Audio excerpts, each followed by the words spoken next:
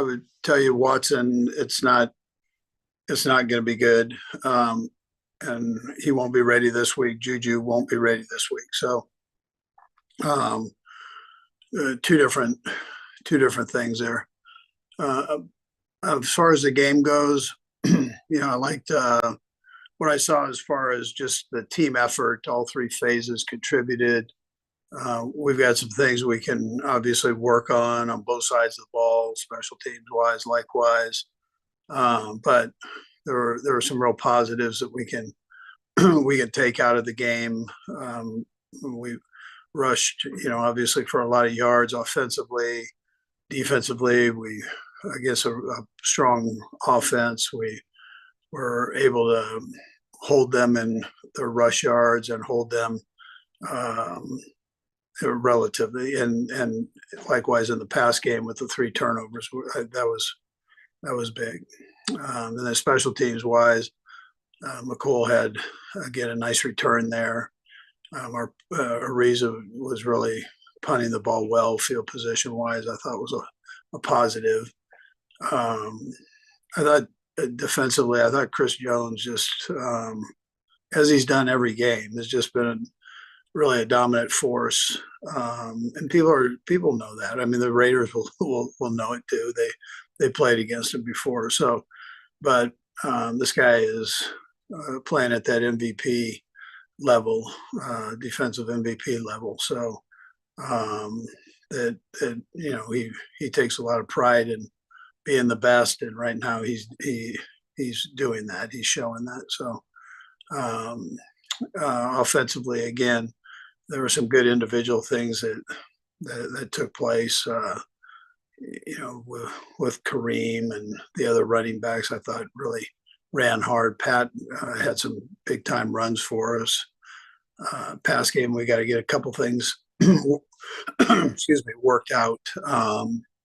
But we'll get that taken care of. Kelsey had another productive game, as did Noah, and that combination was good for us yesterday as we went through the game.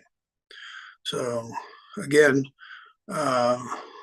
all in all, and both lines, I thought on both sides of the ball did a nice job, and that is really where everything starts, and your production starts on both sides. It makes the secondary and linebackers look well on the defensive side. It makes the receivers, tight ends, and running backs look good on the offensive side. So with that, time's yours. We'll kick things off with Nate Taylor. Go ahead, Nate. Hello, Andy. I have two questions for you. The first is, you guys have used Travis in a number of ways this year, but I just wonder, obviously given his age, just what impresses you most about his ability as a blocker for other guys in the offense? Yeah, he's so willing to do that. He just wants to win is what he wants to do, and make sure that we're doing well offensively.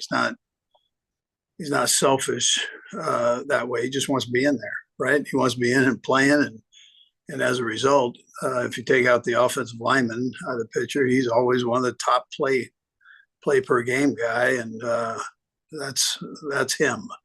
And he prepares that way during the week. He busts his tail during the week. So, and part of that's the run game, and he makes sure that he stays on top of that. And then secondly, considering Juju's injury, how much has there been a discussion about elevating one of the guys on the practice squad, whether that's Nico Remigio, Justin Ross, just where have they progressed from the last time we saw them, obviously during the preseason? Yeah, really, all those guys on the practice squad, we've got a lot of trust in. So, and feel good about. And we've talked about it a little bit. I'm gonna get with Veach here after we're done, and we'll go through everything. So, but I just came out of an offensive meeting and had a chance to talk to those guys and see what their thoughts were. And, we'll see. I haven't had a chance to really get with Veach on it. We'll go next to Matt Derrick. Matt? Hey, Coach. Two questions for you. One, you mentioned Chris is playing at a NFL Defensive Player of the Year kind of level.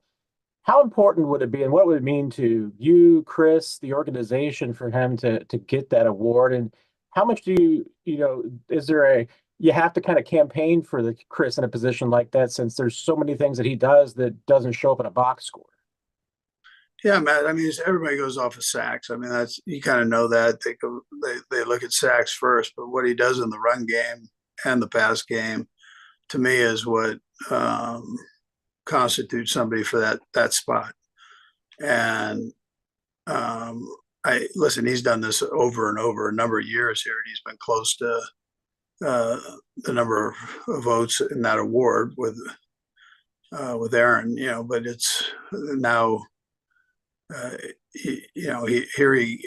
thing that's amazing is here he is at this age and being paid what he's being paid, and the Joker just comes out and goes 100 miles an hour every play that he's in, pass and run, and he's dominant at that. And he's everybody's target. He'll be the Raiders' target this week from an offensive standpoint.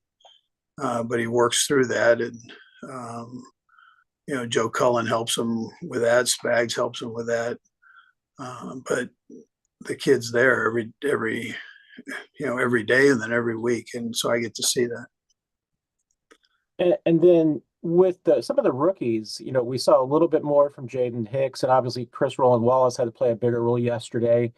How much of the management of some of this rookie class and these younger guys has been with the understanding and expectation that you're going to play a 2021 game season and wanting to make sure they don't hit that rookie wall?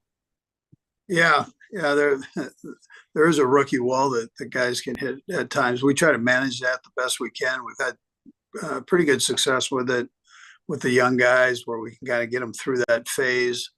But the guys they're working hard. They're contributing in the games, and then we'll just, as the college season goes on, when you start getting around that bowl time and guys, that's when they go, oh, geez, we still have 7 games left or 6 games left. And, that's kind of where you gotta look at it. But we try to do a good job working them through all that. We'll go next to Nick Jacobs. Nick. And Kelsey, I'll have a follow-up if I can, please. Andy, for you, throughout this year and through a lot of these big moments, it seems like the team can just find a way in the fourth quarter to lock in and close things out. Where do you feel like that's kind of happened for you guys over time? Yeah, Nick, I think it starts with your locker room, your coaches, and just how do the guys like each other, like playing together, and then that whole trust thing that they develop with each other, I think, is important.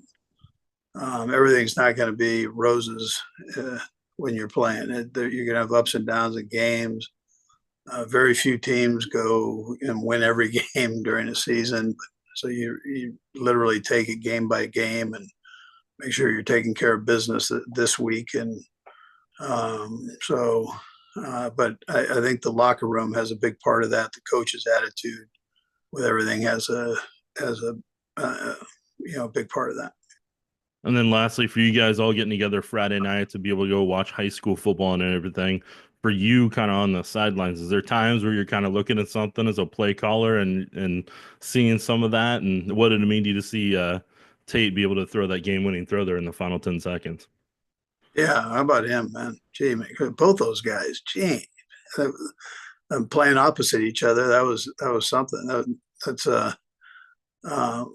And they're both great kids. So, but Tate's a gamer, and he's been that since he was a little shooter, and now KU is going to get a good player, from all this, and it was great. That was a big game for both teams, and they love playing against each other. So it was great to have all the support out there, and it was hard for all of us to, you can't root for one side. You've got to go right down the middle because these kids have been at our training camp. We all love them. So they've worked our training camps, and you get to know them, and they're fighting their tails off to beat up on each other a little bit.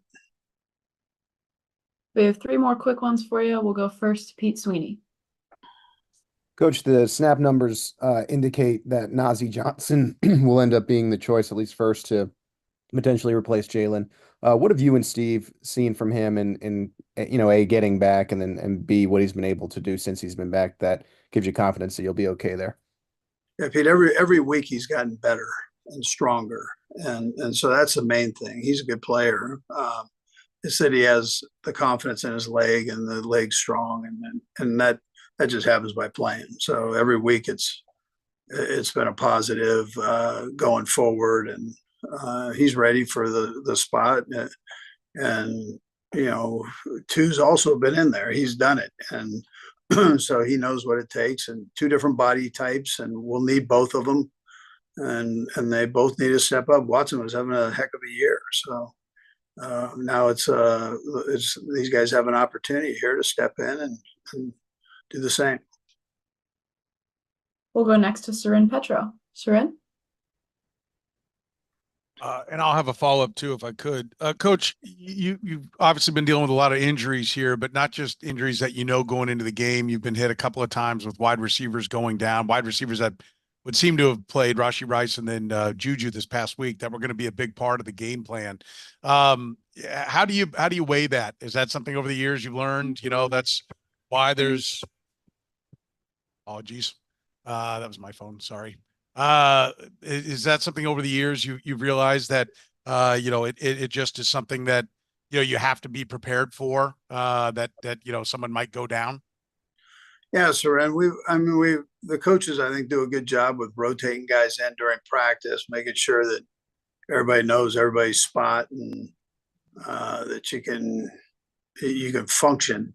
And so yesterday was smooth. Connor's got a big part of that on his plate, because he does all the substitutions, and trying to get everybody in on time and moving around is not an easy task. And when people go down, so, but he did a good job the last couple of weeks with that, just making sure things ran smooth. The calls were easy, personnel wise, getting them in. And yeah, I give him most of the credit there. And then for a follow-up, just, I know you ended up getting an interception, getting the ball right back, but just, what goes into the conversation? I know Dave's in charge of the special teams, but when you decide to do a fake punt, how much of that is, something you figured out during the week, and how much of that is something that maybe you guys are spotting something in game when you decide to make that call? Yeah, that one we thought we had something there, and David practiced it this week, and I was aware of it, and he made me aware of it during the game, and so I was aware that it was going to take place with a certain look, and they gave us a look, and we got to do a little better job executing it, but trying to stay aggressive, especially against that crew there. They're a good football team. So We'll close things out with Todd Lebo. Todd? Yeah, Coach, maybe a follow-up on the culture you guys have built. Mentioned Travis willing to block, and Chris going 100 miles an hour on everything. Patrick seems to be driven by wins more than anything. I guess just how unique is it to have your best players seemingly be unselfish, and kind of what that means to the culture of your team as you get through a long season? Yeah, Todd, you're around these guys, so you know this, but that's the way they operate. I think that's positive. That's a positive culture to have. And then the end result helps too, that you are winning, and that helps. So, and how you kind of handle the highs and lows are the important thing. That'll carry you through the whole season. If you can handle the lows like you're handling the highs, well, that's a plus. So you got to stay driven to do that in either case. And so far that's been the guy's approach and the coach's approach. Thanks, Coach. That's all we have for you. Okay, good deal. Thanks.